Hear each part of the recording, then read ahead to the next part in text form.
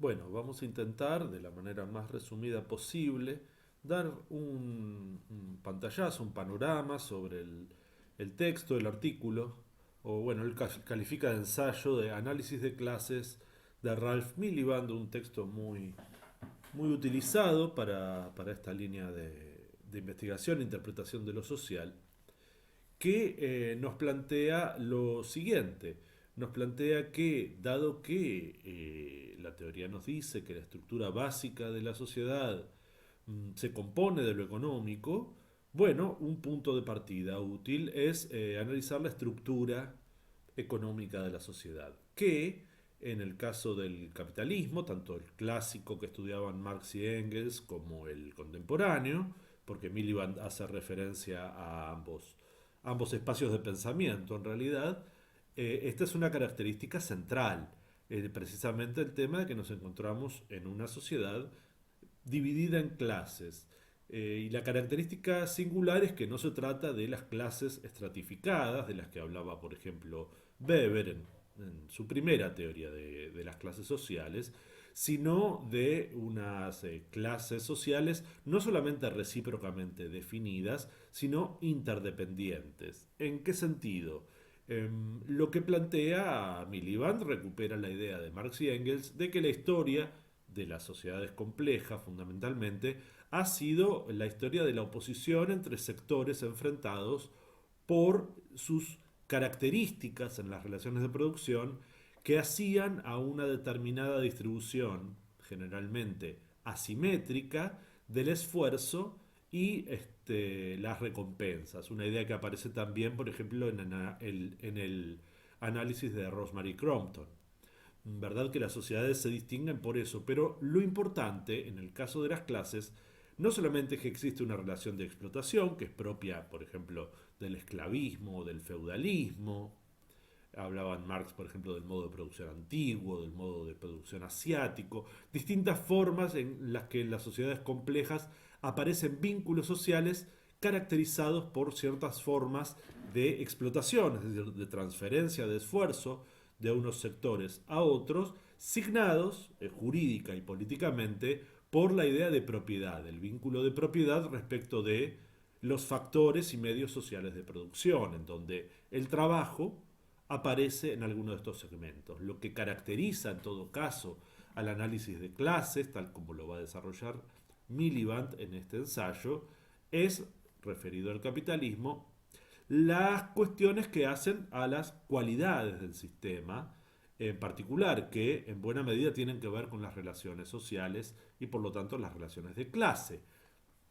En términos generales, diríamos que el capitalismo se distingue por ser un sistema orientado a la producción de mercancías, no de meros excedentes en la producción que luego como excedentes se intercambian en el mercado, lo que me sobra de pescado por lo que le sobra a otro de papas, sino que la producción está directamente orientada a la producción de mercancías, sean estas bienes o servicios. La segunda característica es que existe la propiedad privada, pero particularmente no se trata de la propiedad privada en general, de lo que es de cada uno, sino la propiedad privada de los medios sociales de producción, es decir, de aquellos medios que permiten la producción de los bienes y servicios que se consumen y utilizan en una sociedad en un momento histórico determinado. Y por último, la última característica que es fundamental para entender cómo funciona el sistema es que el trabajo, a diferencia de sistemas anteriores, es formalmente libre. ¿Esto qué quiere decir? Que la gente trabajadora no es esclava, no le pertenece a los patrones, a los señores, a los amos, no es sierva, no es vasalla de un señor feudal, ni está atada a un territorio para producir en él desde que nace hasta que muere, sino que es formalmente libre.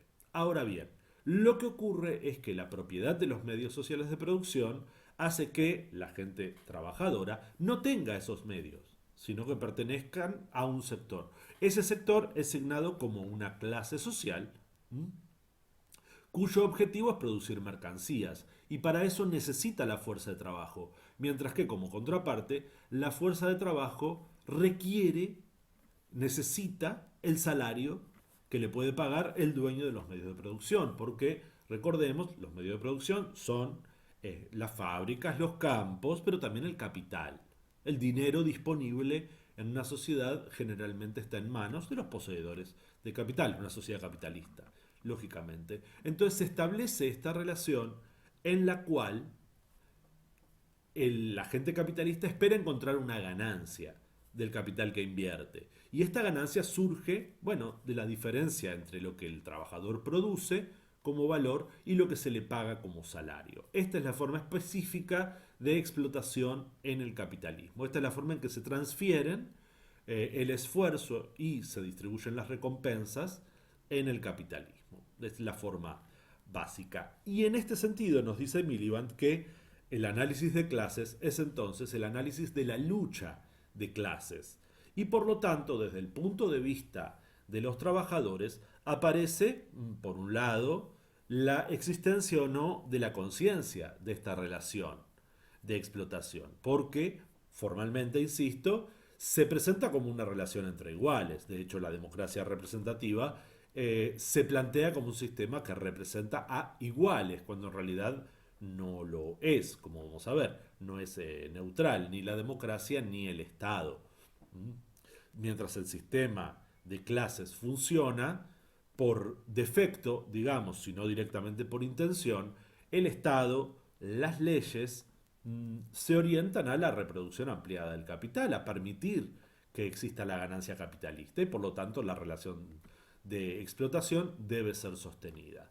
Entonces el primer aspecto es si existe o no conciencia, fundamentalmente en la clase trabajadora, de esta situación. ¿Mm? Entre los sectores capitalistas es más fácil tomar conciencia de estos porque esa es precisamente la razón por la cual uno trabaja con empresas en donde existen empleados. Si no existieran los empleados, no existiría la ganancia. Entonces, en alguna medida, el agente capitalista, que no es que no trabaja, sino que gestiona la producción, el vínculo con el mercado, el vínculo con la distribución, el vínculo con la detección de lo que son o no son necesidades sociales de consumo en un momento histórico, de interrelación también.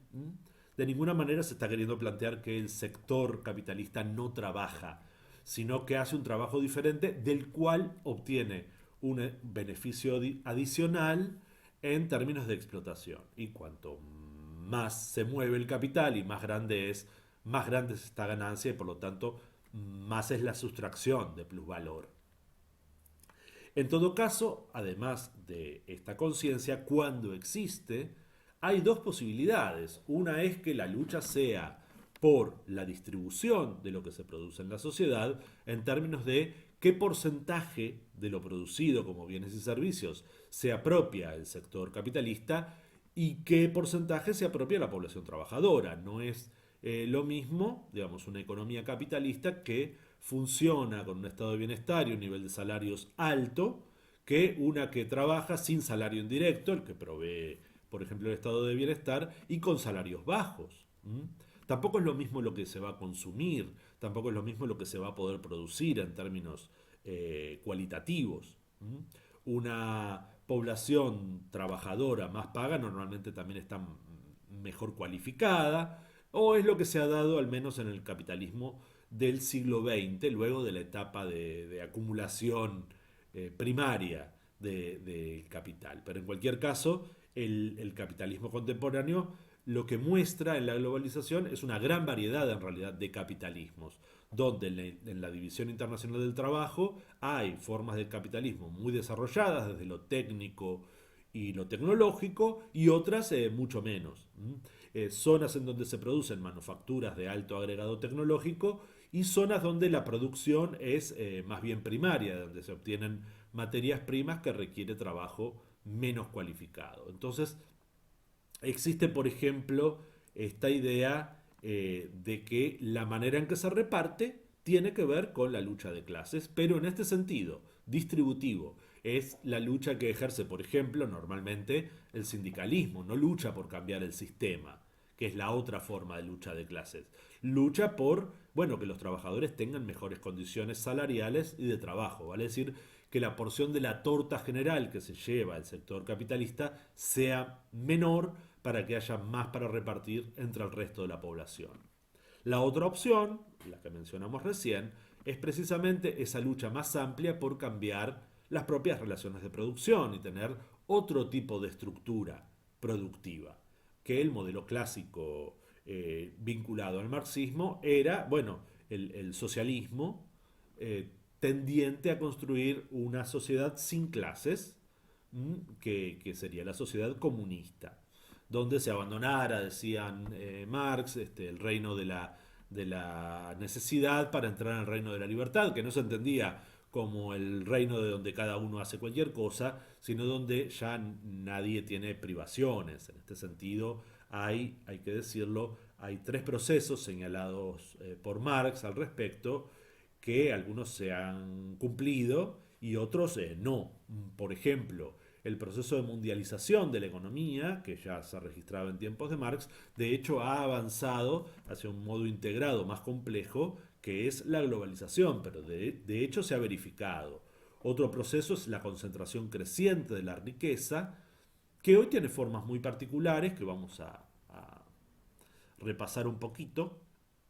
Eh, y por último, el proceso de pauperización creciente, la idea de que esta extracción cada vez creciente de plusvalor iba a producir cada vez más pobres, que es algo que no se ha verificado en el desarrollo histórico del capitalismo posterior por una multicausalidad que no analiza Miliband y por lo tanto no me voy a detener ahora. Lo que sí quería señalar es que en los cambios que sí se producen, tendientes a la globalización, se da una singular situación que surge del hecho de que la competencia en el capitalismo no es solo entre trabajo asalariado y capital, sino también entre capitalistas, ¿sí? Que luchan por obtener mayores cuotas de mercado o aumentar su productividad media para aumentar su ganancia por ese medio, porque, bueno, porque la competencia está planteada en términos de la necesidad de mantener constante la provisión de ganancia capitalista, porque el objetivo del capital no es ganar dinero para consumirlo simplemente,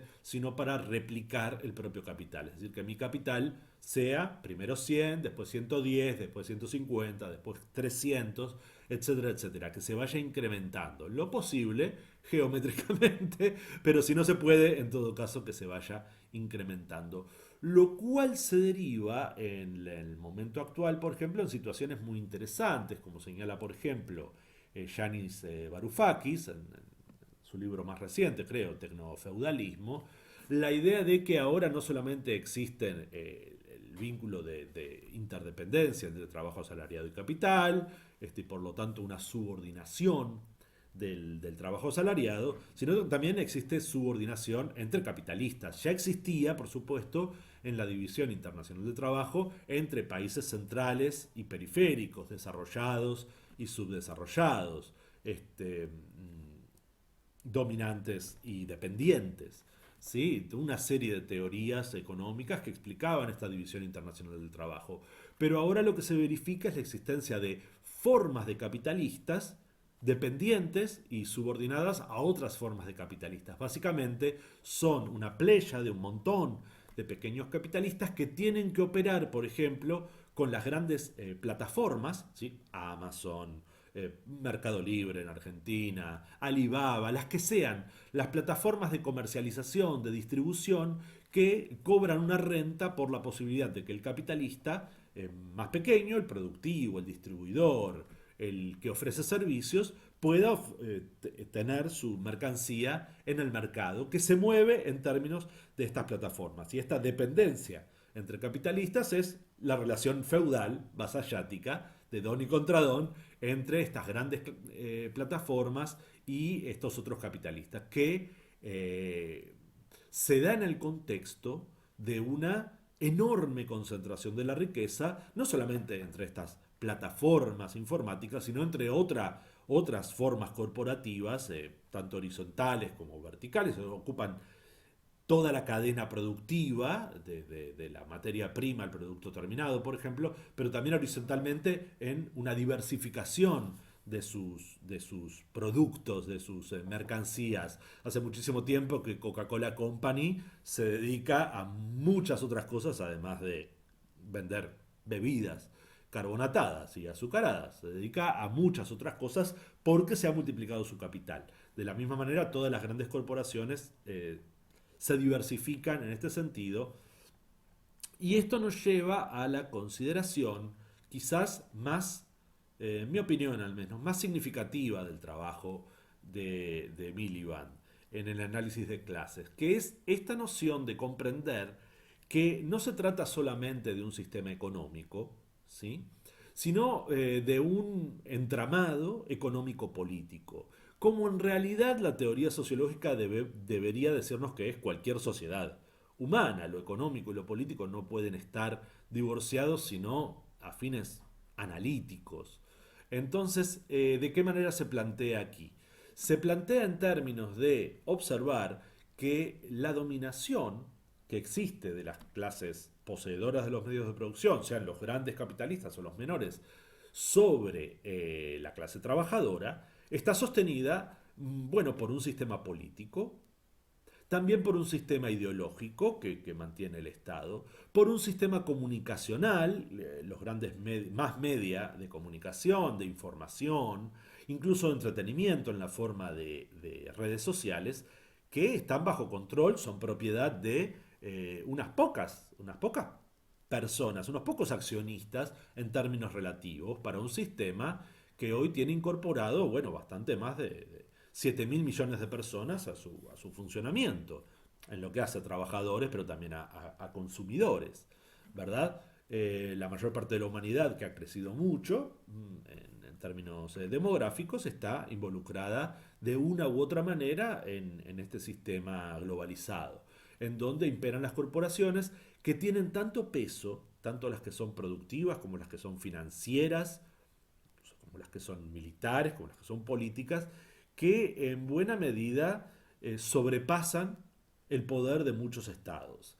Y yo diría, tal como están configurados los estados centrales hoy, de todos los estados. A menos que haya una identidad ya muy grande entre corporaciones y estados, las corporaciones se imponen en la determinación de políticas, en el uso de los recursos, en las ideologías dominantes acerca de cómo debe funcionar el Estado, por eso también el auge de las teorías económicas neoliberales que han conquistado a buena parte de la academia. También hay que considerar académicos y pensadores en esta órbita que configuran políticos, grandes corporaciones, los representantes de grandes corporaciones, intelectuales, comunicadores sociales importantes, lo que se denomina la élite de poder. ¿Qué viene a ser en este sentido la élite de poder? Bueno, el espacio donde se pueden generar reglas, normas, que generan a su vez regularidades sociales. Vale decir, la élite de poder gestiona el funcionamiento de la sociedad y, como se trata de una sociedad de clases, gestiona el estado de la lucha de clases, en beneficio, lógicamente, de los grandes acumuladores de capital. Bueno, creo que estos son los elementos centrales que se pueden destacar. Y se podría agregar alguna cuestión acerca de cómo se presenta quizá el fenómeno de la lucha distributiva, tanto en lo que hace a los estados que, bueno, promueven determinadas políticas para que se pueda atraer dinero de otras economías menores, ¿sí? Pero también lo que se puede denominar el estado actual de la lucha de clases, que es el de prácticamente una hegemonía de los sectores dominantes, porque su poder, su situación no es realmente contestada, ¿sí? No es desafiada en casi ningún nivel por realmente las fuerzas organizadas de los sectores del trabajo. Las clases trabajadoras no encuentran ni en la representación sindical ni en otro tipo de organizaciones políticas partidarias representantes de sus intereses, diríamos, objetivos, sino que más bien se trata de un ensamble en el cual, incluso del discurso económico, todo se encuentra muy ajustado a los intereses del gran capital, no solamente del capitalismo. ni de las clases capitalistas, sino de los sectores dominantes dentro del capitalismo mismo. De esa doble competencia la gana la clase burguesa, la clase capitalista, pero dentro de la clase capitalista la ganan también las grandes corporaciones, que en esa élite de poder juegan un papel principalísimo, en donde tienen muchas veces a los principales segmentos políticos directamente como vasallos, dependientes de su dinero y de sus intereses, cuando no les hacen directamente las normas para que las publiquen. Un ejemplo de cómo se presenta ideológicamente, simbólicamente, la lucha distributiva en el presente, por ejemplo, se nos somete a discursos del tipo de este tipo. Por ejemplo, nos dicen que la inflación, el aumento de los precios, es un fenómeno monetario. ¿Mm? Y uno podría decir, sí, por supuesto, como está medido en dinero, ¿sí? Un diferencial de dinero, es un fenómeno monetario. Pero eso es exactamente como decir que la fiebre como fenómeno es un fenómeno térmico. Claro, si lo estamos midiendo en temperatura, pero lo importante es qué significa económica y socialmente esa variación de los precios, esa variación, en el otro ejemplo, de la temperatura. En términos de los precios, significa que quien puede en un momento del ciclo imponer precios más altos, vender productos o servicios a un precio más alto y quedarse con parte mayor de ese dinero, bueno, ha ganado una parte importante de la lucha distributiva. La única forma de lucha que actualmente aparece entre el trabajo asalariado y el capital en las economías globales, con algunas excepciones en donde se encuentra regulado de otra manera, intermediado, por ejemplo, por estados muy fuertes como en China, pero donde de cualquier manera ya existe una estructura de clases capitalista.